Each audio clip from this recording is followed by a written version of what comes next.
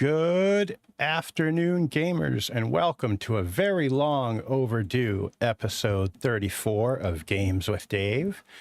Today, I am joined by Pawel Kicman from Heltung Storytelling, who has a really cool Kickstarter running right now called Corp Borg. It's a standalone Mork Borg compatible office crawl set in a corporate hellscape, I think would be the right way to say that, wouldn't it? Yeah. That's a really good description of what it is. And also, before we do get started, I want to send a special thank you out to Tommy Sunzenauer for helping make this interview happen. So thank you, Tommy. So Pawel, getting going, I got to know what inspired this game. Well, that's a perfect question because that will tie into why I'm even here, why I'm making any game at all, and why I'm working on this game full time. So I spent 7 years working for different corporations, um, and in the recruitment space. And my job wasn't too bad. I kind of enjoyed bits of it. But the last few years was a kind of a downslope. I think I was feeling burnout, and kind of I was feeling that's probably like not my place. I just don't want to do it anymore. I mean, I was kind of unhappy. But it's always very terrifying to just, quit and start doing anything else because that was a stable job, well paid.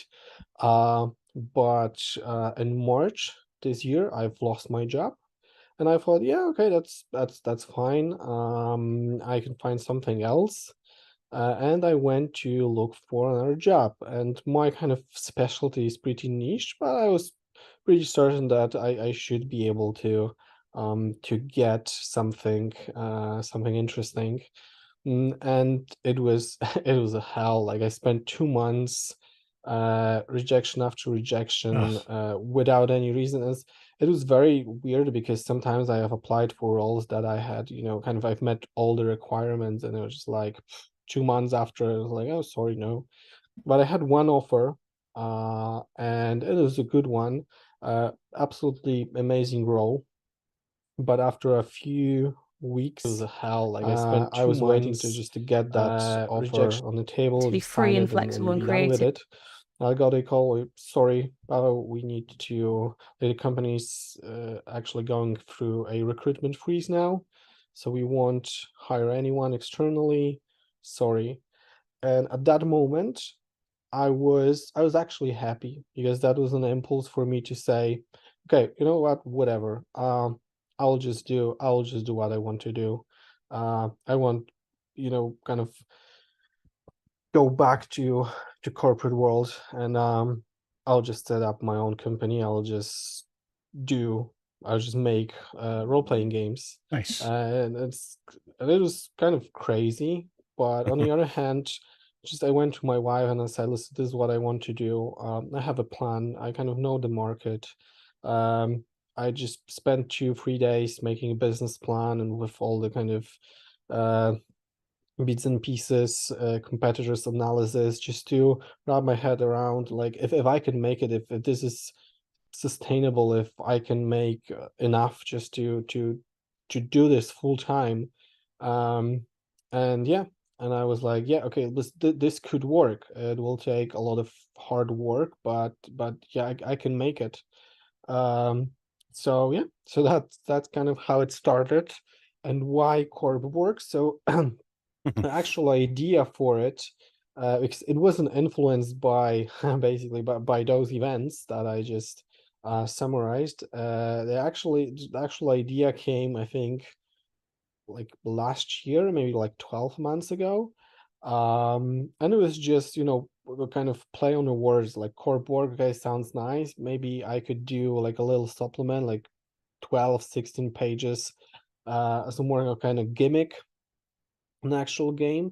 But it just came back to me when I decided, yeah, I just want to make role playing games.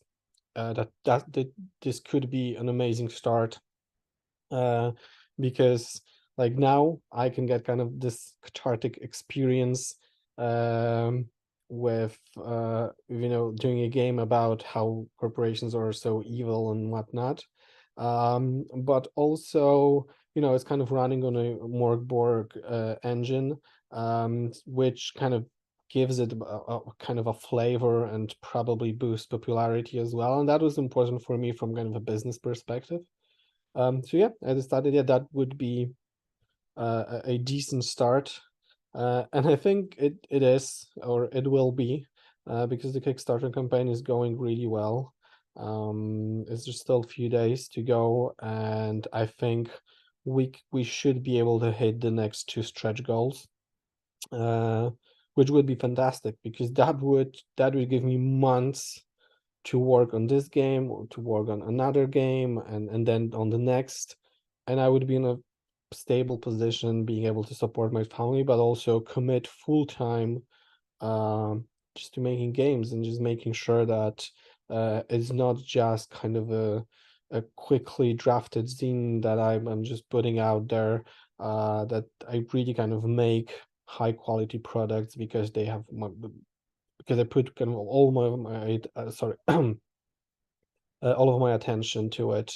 So that was the idea. That still is kind of the main idea, and I'm really committed to it. And I'm stubborn, so I'll fight as long as I can, and hopefully it'll work out, because role playing community is amazing. There's people who are so supportive, and it's not only about kind of money. It's not that they will pledge on a Kickstarter, it's that that they will be active. They want to know more, they want to discuss, they want to play, they want to share what they think, how they feel, and that's amazing. Because kind of what I really want from my job, right? I want to be close to the community, and I want to make games for people, that people will play, they will enjoy, they'll discuss, they will have kind of emotions playing those games. So this is really important, but it's also so awesome to see that people are reacting, that people are active in the community, and that's really motivating for me. That's awesome. And it looks like this is actually going to work out pretty well for you. And I'm glad to see this Kickstarter doing so well for you, especially knowing the story behind it now. It's like, so if you haven't backed this yet, click that link down in the description and back it today to help make Pavu's dream a reality. So what can you tell folks about the world of Corp Borg? So I can tell a lot, but I also can tell very little, and it depends on the expectations. Because what I love, for example, about kind of core more Borg or cyborg games, is that the world is very pronounced, but also it's not so full of fluff that it's overwhelming. It's not that there are hundreds of pages of descriptions of the world. It's more of a sandbox with certain kind of rules and systems in it, for people to kind of co-create that world. And with Corp Borg, that would be something similar.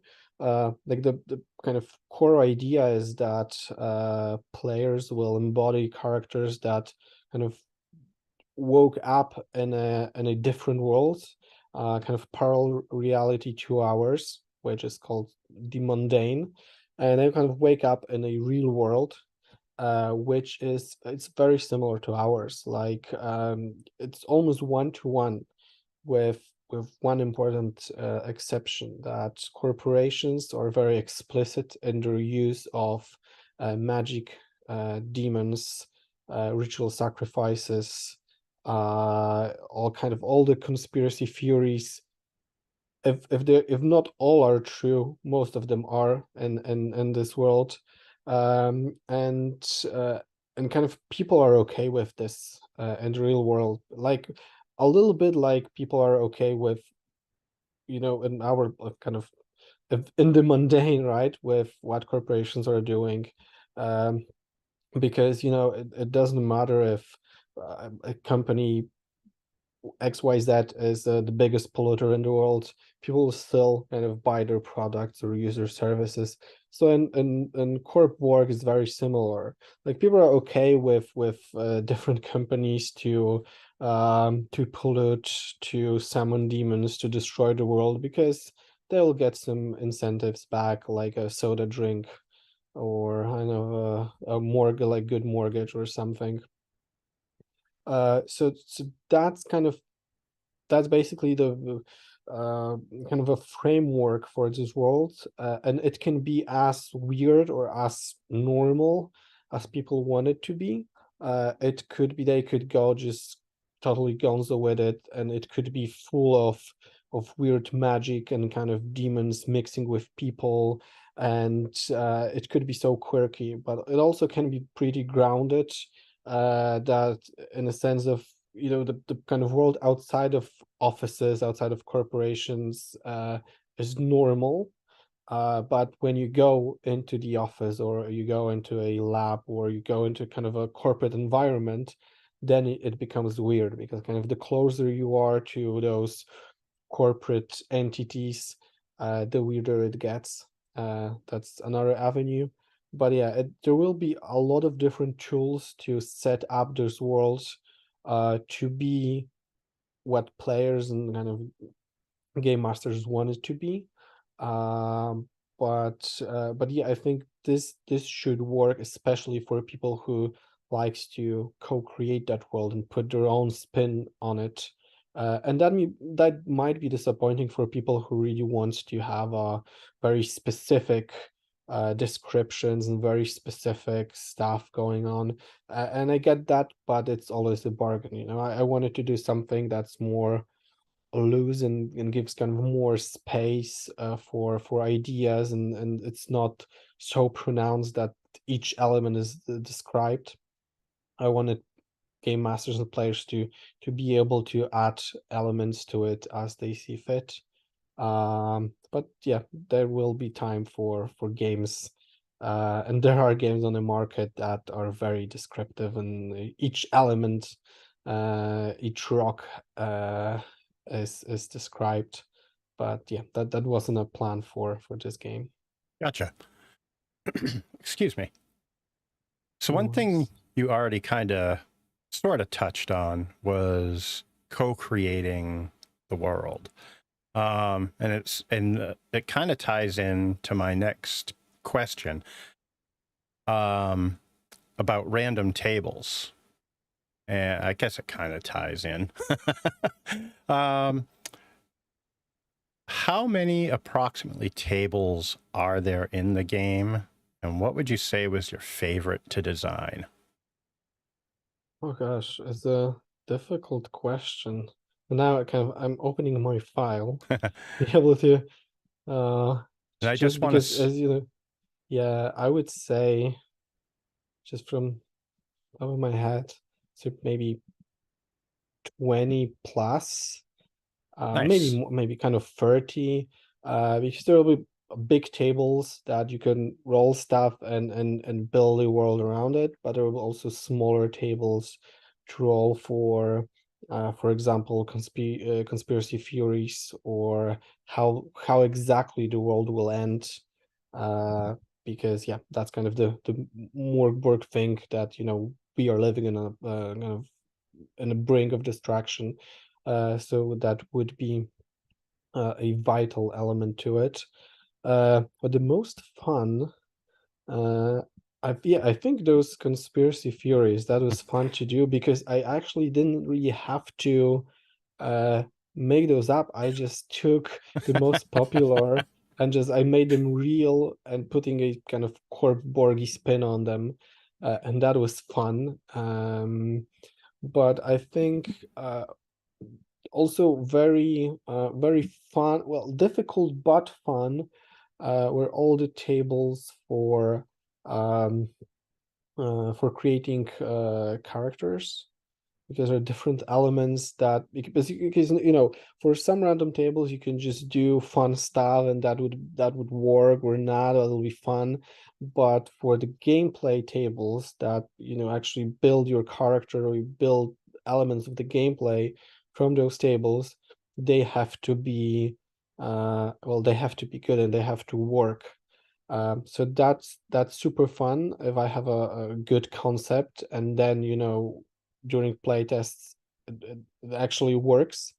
But it is also difficult to get this right and just to make sure it's balanced enough so people will have fun using those different traits or skills and whatnot. Excellent. Yeah, it sounds super fun. Like, sorry, I just lost my train of thought. And I'm going to apologize to everybody out there, especially Pavu. I've been under the weather this week, so I might be a little dingy today. But another thing that I saw on the Kickstarter that really piqued my interest was a coffee cup for a weapon. Yeah. What are some of the other wacky weapons that are out there that people might have a little fun with? Yeah, so there are some example of spreads from the book, and one is office tools to fight with. And there would be other weapons that you could use will come from the kitchen, for example, or kind of cantina. But there also will be special weapons like a printer that like you can take. Honestly, it's very like it will have its downsides because it's heavy, so you don't get that kind of that much mobility as you would normally have. But it deals huge amount of damage, but also only kind of once because then you have to pick it up, etc. So there are some fun gameplay mechanics behind some of those weapons, but yeah, I think printer is one of my favorites.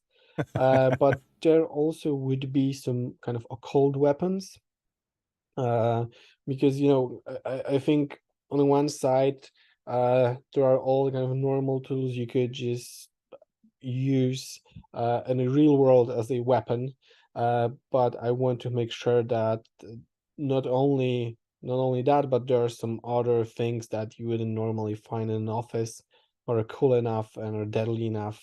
So that would be an element as well. I just don't want to spoil, but there'll be some No, fun I don't stuff. want you to spoil anything. Um, mentioning the printer, I just picture leaning out the window of like the 20th story and watching for the CEO to go out and just bloop. Yeah, absolutely. Well, that wouldn't work mechanically. Well, it could, but there is a gameplay mechanic that kind of, well, not only maybe not prevents, but makes CEOs difficult to hit. Gotcha. It all kind of boils down to kind of demonic presence and eldritch stuff. But you would absolutely be able to do that on your kind of senior manager. So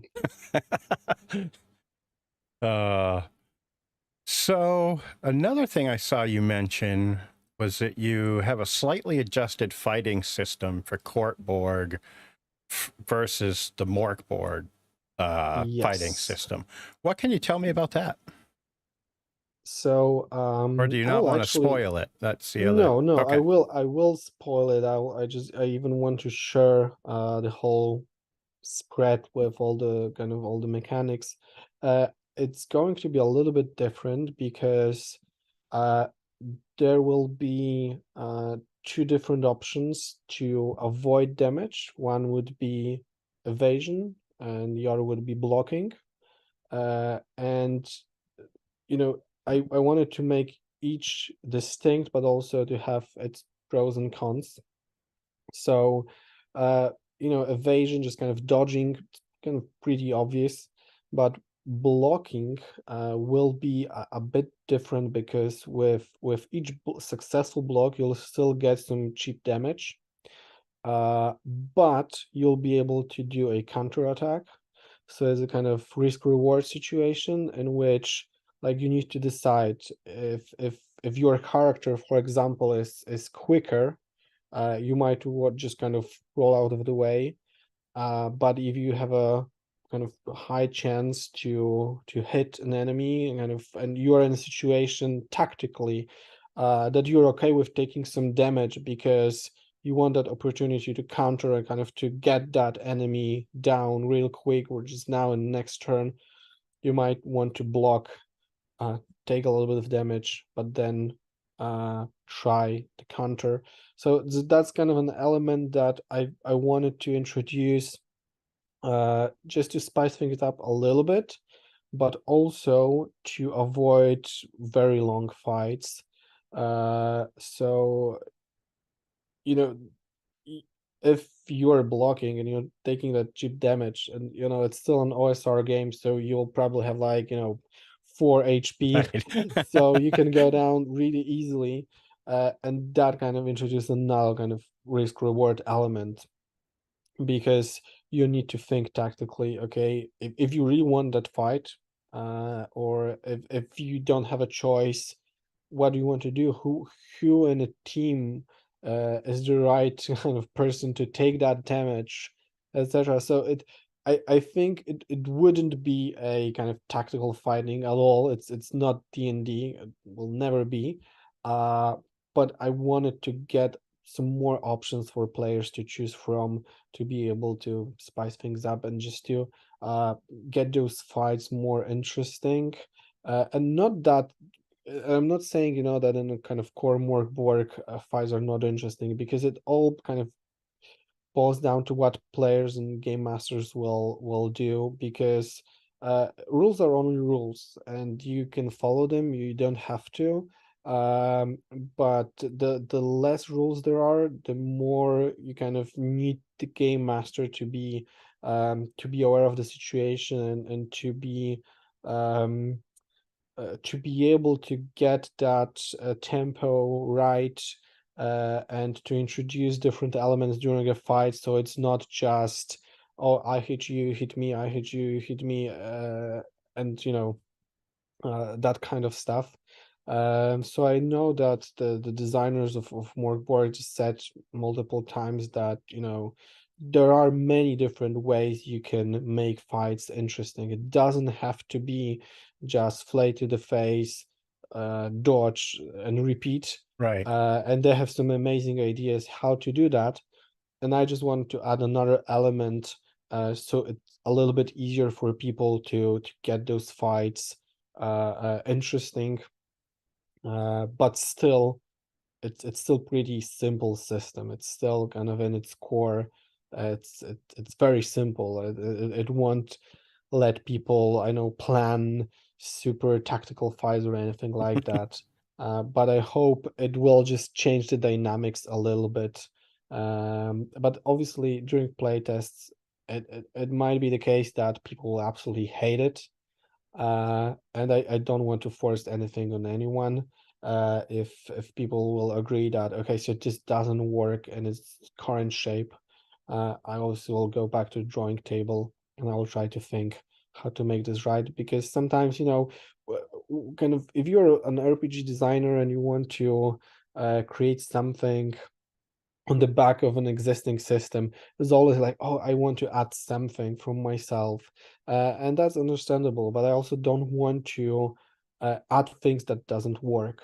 Right. If I have to do it as kind of the simple way, or kind of just leave it as it was in a core system, I will, because in the end, it doesn't, like, it's not about me and what I want. It's about making a fun, immersive gameplay. Nice. I really like the sound of the block encounter. Just because if you get in a fight, say that you can't win, block, counter, run. Yeah. It's um There's also one other element, which might be controversial, because in the offices, or in the lab, or wherever you have your kind of corporate environment, there's a strict no gun policy. So in the office, you probably will not use guns, but you might, and you might use them outside of the office. But kind of the shooting mechanic is very simple, because upon a successful hit, you'll just roll d6, and usually you will do some kind of significant damage because guns are deadly in the real world. So I wanted to make them deadly in the game as well. So yeah, in most cases, if you shoot a gun or if someone kind of shoots at you, it's probably going to end badly for someone Yeah. real quick. That sounds like it, man. You roll a 6, it's the end of the game for you, most likely.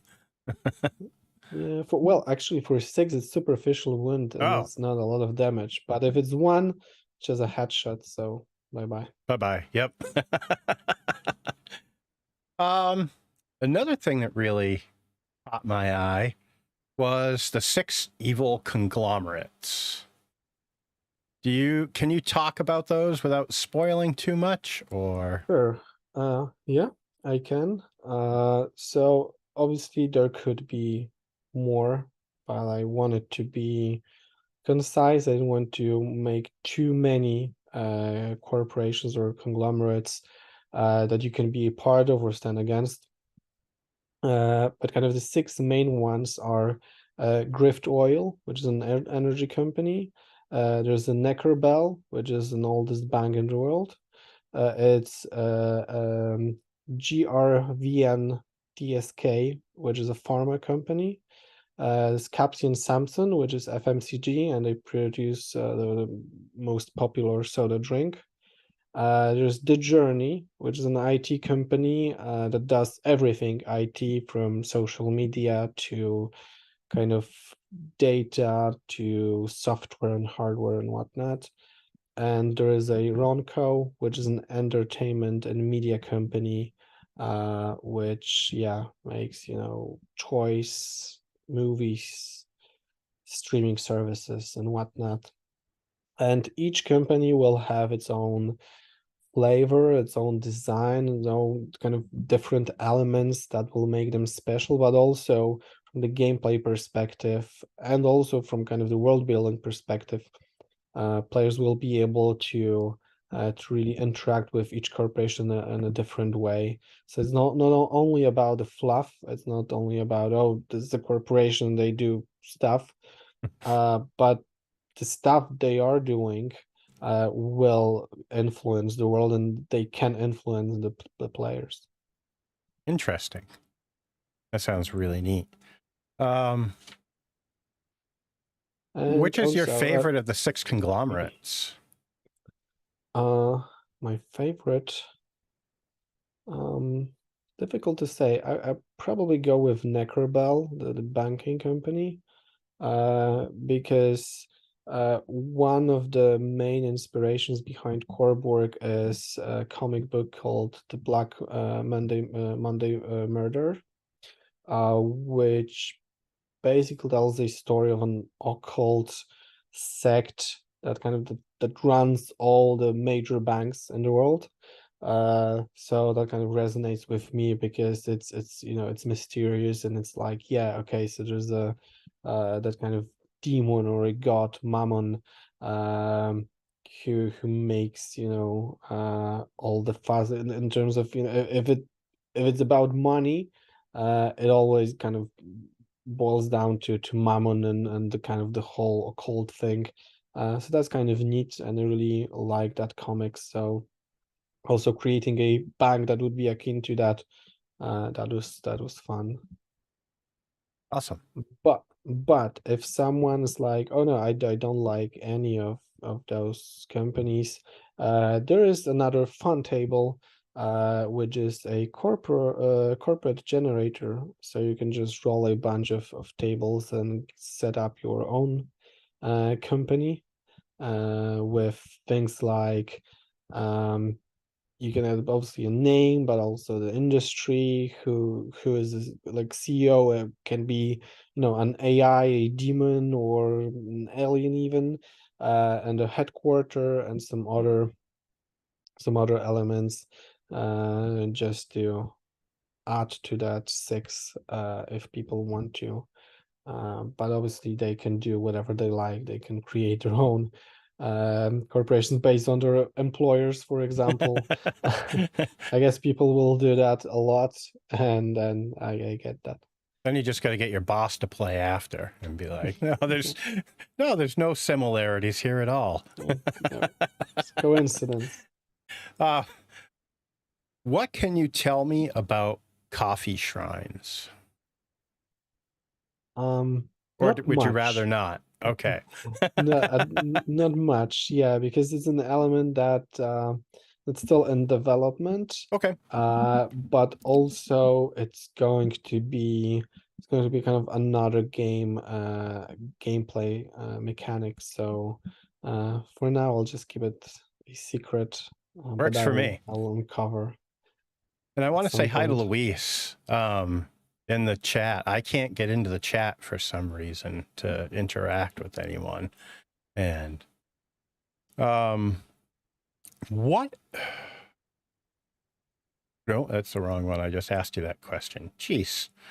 What can you tell me about the artists that you're working on with the project and how each different artist has influenced your designing of the game, I guess you would say? Yeah. So, I'm lucky enough to have many very talented and hardworking friends in kind of in the art department. So there are some people I've already worked with on different projects before, like Kamil Karpiński, who's done fantastic cover. Like he's just so good. And it's so bad that he's not a kind of full-time artist. Like he is, but he's doing some other stuff. He's not doing comics or illustration as his main thing, but yeah, he's absolutely amazing. And there will be some additional art inside the book from, for example, Cultist Carl, which is Karl Patoła. And he's also a comic book artist from Poland, who I've met some time ago. He's active on the indie scene, and he's doing a lot of very kind of Morg Borg inspired art, and that kind of perfectly works for obviously something that's compatible with that game.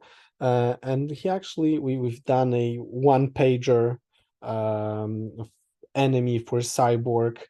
He's done the art, so he'll I'm not sure if most, but yeah, probably most of the art inside will be his. And some other people like Artur Heina, who's done this kind of demon-like creature, which looks like a cat and a kind of amalgamation of cat and spider.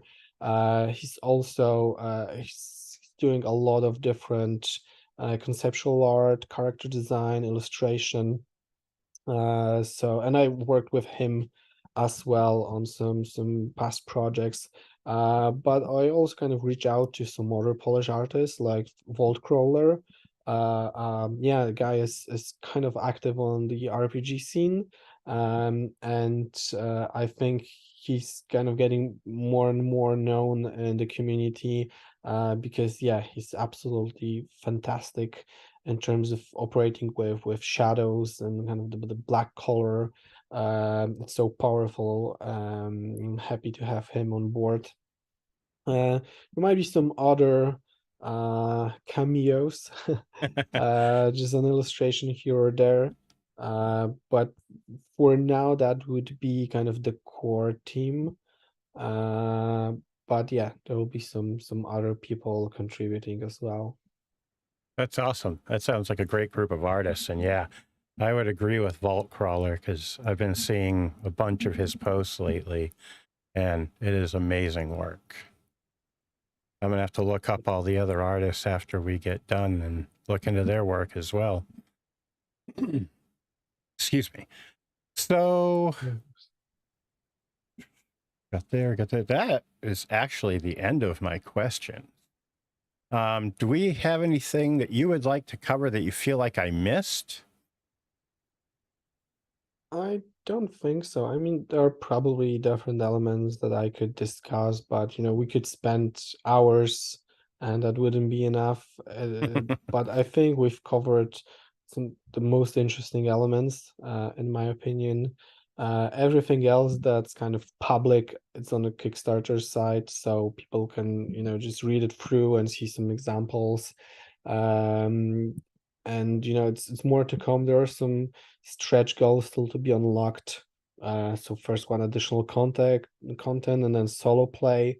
I actually discussed solo play today with members of the community on my Discord channel, because I've mentioned it's very important for me to be close with the community. So I've created Discord for Heltung Storytelling, which is kind of my publishing name. Nice. And yeah, they have some great ideas, and I have an idea for that solo module, because I was a little hesitant at first. I was like, yeah, I probably won't just put it in game, and I won't even put it as a stretch goal. But I've read through and played some solo games since then, and I decided, yeah, I've got an idea. I know how to tackle this, how to make this kind of integrated not only with the game systems, but also with the whole flavor of the game. So that's still to be unlocked. Although even if we don't unlock it, if we don't hit that 20K mark, I will eventually work on those solo play rules, and they will eventually come, probably as a free supplement at some point. Awesome. That sounds pretty cool. Solo play is always fun. Before we do go, why don't you tell folks where they can find more of your work and where they could pick it up? Yeah, so I think most of my uh and that would be one pagers mostly. People could find on my each page, which would be, if they go and look for Heltung or Heltung Storytelling, they're going to find it, because I don't think there is anything else that's called Heltung. It's not even a word, so it should be distinctive enough. But also they can follow my social media, which are work in progress. That would be Facebook and Twitter mainly, or could join the Discord channel, which they could find a link for in one of the last updates on the Kickstarter, which is visible to all, so they could easily find it. Awesome. Well, thank you so much for joining me today, Pavu. I had fun talking about this. I already backed it. I can't wait to get it. And Luis and Renee in the chat, thanks for joining us and all that and talking with us today. But yeah, that about wraps it up. Thanks for joining us and have a great day. Likewise, thank you so much. Enjoy your weekend. You as well. Thank you. Take care.